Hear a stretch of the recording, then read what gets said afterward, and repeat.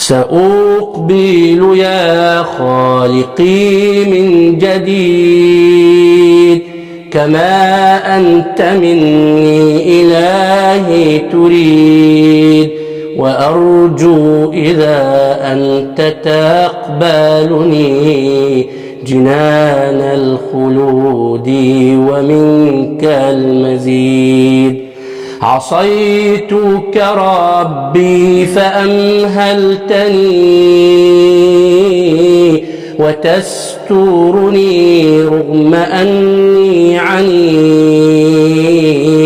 لأنك ربي رحيم ودود، رحيم بكل الورى والعبيد.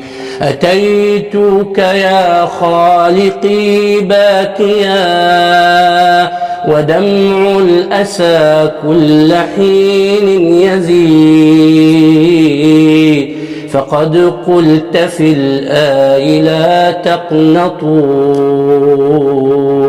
وإن تعف عني فذا يوم عيد، وإن تعف عني فذا يوم عيد.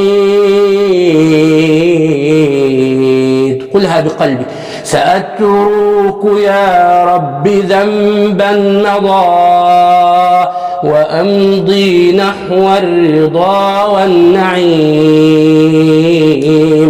أحبك ربي وهذا رجائي بأنك تقبلني يا كريم.